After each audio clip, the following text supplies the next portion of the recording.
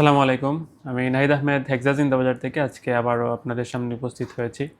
আজকে আমাদের সাথে আছেন আমাদের একজন স্টুডেন্ট যিনি গত 14ই ফেব্রুয়ারি আইএলটিএস এক্সাম দিয়ে ব্যান্ড 7 পেয়েছেন। আমরা আজকে ওনার কাছ থেকে শুনবো ওনার এই সফলতার গল্প। আসসালামু আলাইকুম, কেমন আছেন? ওয়ালাইকুম সালাম। ভালো। ওকে। শুরুতে আপনার পরিচয়টা দিবেন সবার উদ্দেশ্যে। আমার নাম আরমান হক। আমি হেক্সা চিন্তাবাজারে ক্র্যাশ কোর্সের স্টুডেন্ট ছিলাম, কাসেম স্যারের ব্যাচে। ওকে। এই যে আপনি এক্সাম দিয়েছেন এবং ব্যান্ড 7.5 পেয়েছেন আলহামদুলিল্লাহ। এই টোটালি আপনার এই আইএলটিএস এর এই জার্নি প্লাস হচ্ছে এই স্কোর পাওয়া, এই টোটাল বিষয়টা আসলে আপনার কাছ থেকে জানতে চাই আর কি। জি।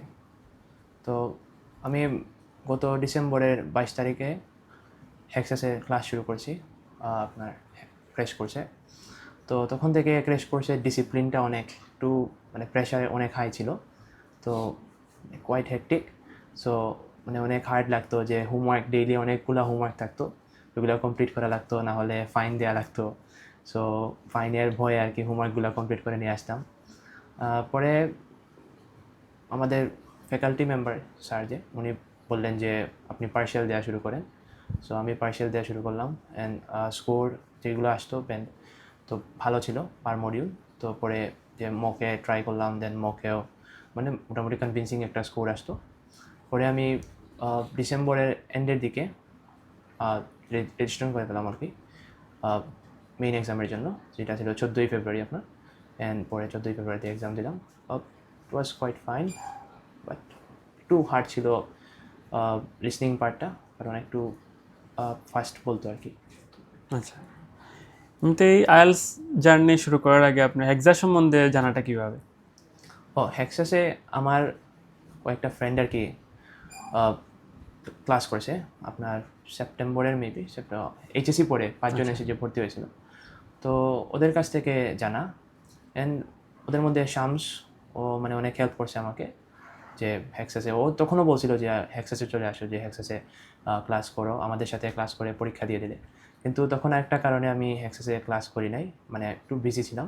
পরে ডিসেম্বরের দিকে আমি বললাম যে হেক্সাসে তো মেইন কোর্সে ভর্তি হয়ে তো টাইম অনেক যাবে, তাহলে একটু ক্র্যাশ কোর্সে ট্রাই করে ফেলি, ক্র্যাশ কোর্সে 1 মাসের ভিতরে শেষ হয়ে যাবে। তো তখন আর কি এর আগে আইএলটিএস আপনার করা হয়েছিল কিনা, না হেক্সা জিন্দাবাজারই ফার্স্ট আপনি ক্র্যাশ কোর্স করেছিলেন? হেক্সাস চিন্তাবাজারি ফার্স্ট ক্র্যাশ। এর আগে আপনি আইএলটিএস কোনো কোর্স করেন নাই? না।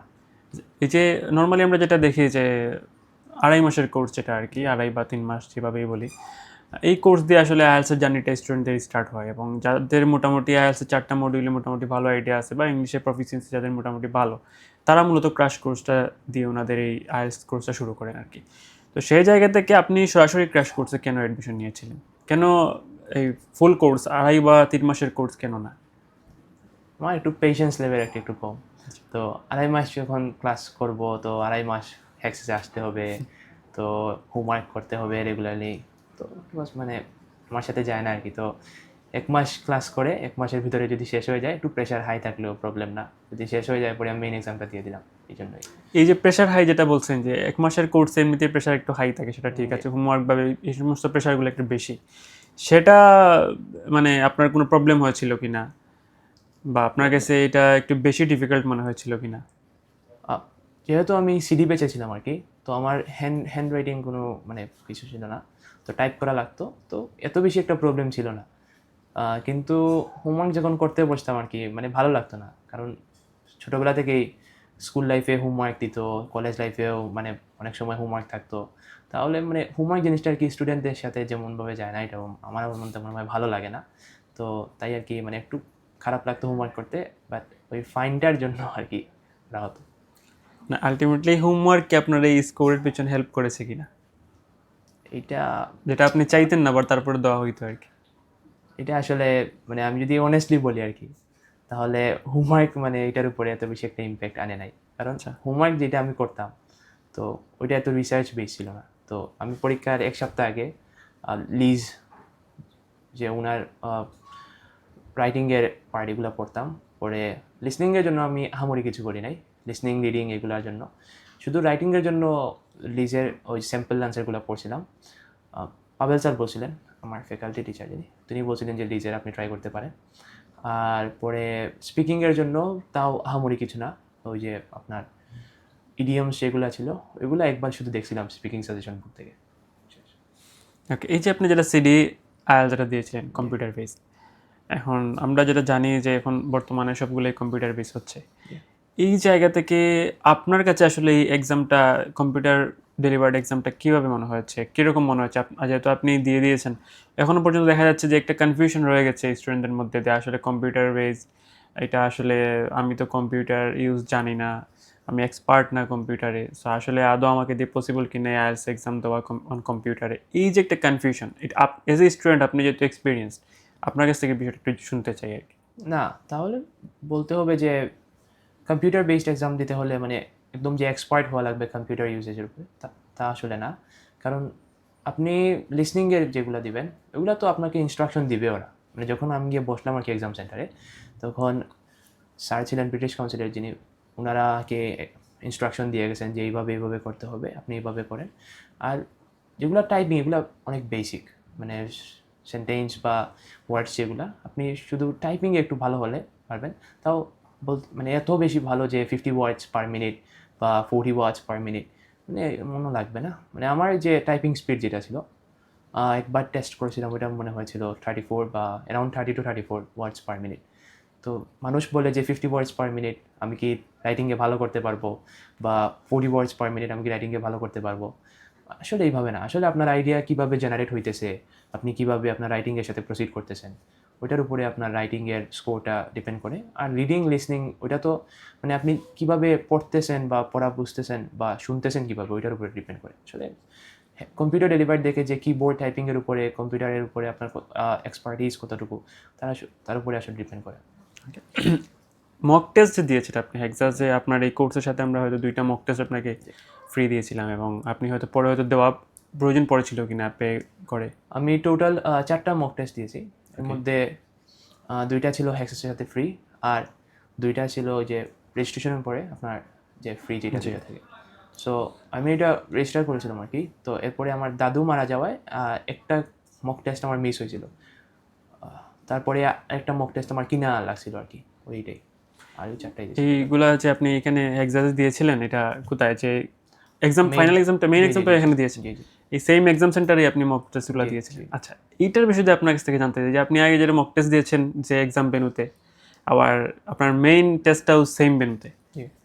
এইটা কি আপনাকে মানে এই যে এক্সাম দেওয়ার ক্ষেত্রে আপনার কনফিডেন্টটা আসলে কতটুকু ইমপ্রুভ করেছিল? না, আসলে ওই যে এনভায়রনমেন্টের সাথে ইউজ টু হওয়া, ওইটা অনেক বেশি হেল্পফুল ছিল। যে আমি ওইখানেই গিয়ে বসছি, মানে আমার সারাউন্ডিংসটা আমার কাছে নোন, তো অনেক বেশি হেল্পফুল ছিল। কারণ মানে আমি জানতাম যে এই এনভায়রনমেন্ট এইভাবে কাজ করে, ওইটাই।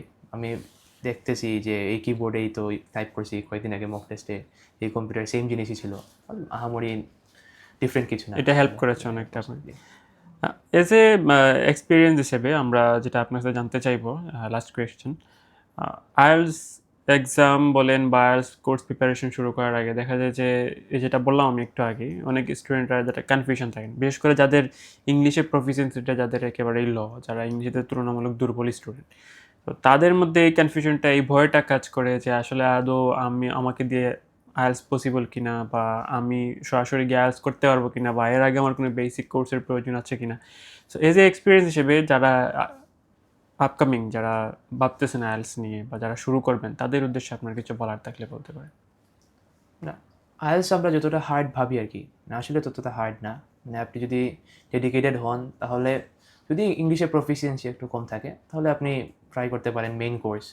এরপরেও যদি আপনার স্কোর ভালো আসতেছে না, মক টেস্টে আপনার স্কোর ভালো আসতেছে না, আপনি এইচআইসিও ট্রাই করতে পারেন। শুনছি যে এইচআইসিও অনেক ভালো রাইটিংয়ের দিকে, বা ওরা একটু ফোকাস করে। জি।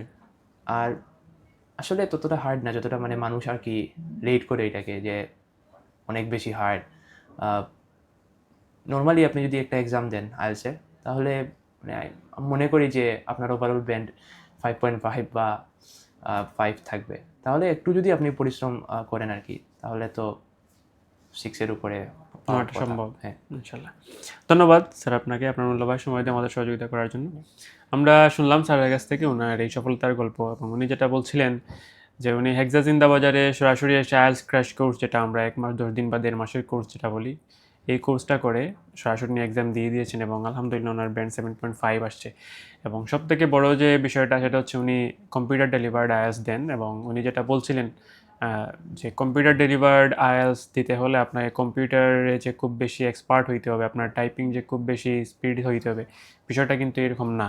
আপনার মিনিমাম কম্পিউটার আইডিয়া থাকলে আপনি কম্পিউটার বেসড বা কম্পিউটার ডেলিভার্ড আইএলস আপনি দিতে পারবেন। যেটা আমরা আসলে সবসময় বলি যে এখানে টাইপিংটা, বেসিক টাইপিংটা মোটামুটি জানা থাকলেই একজন স্টুডেন্ট সে কম্পিউটার ডেলিভার্ড আইএলস অনায়াসে দিতে পারে। সেক্ষেত্রে তার কম্পিউটার বেসিকে খুব বেশি এক্সপার্ট হওয়ার প্রয়োজন নেই, সেটা আমরা ওনার কাছ থেকেও শুনলাম।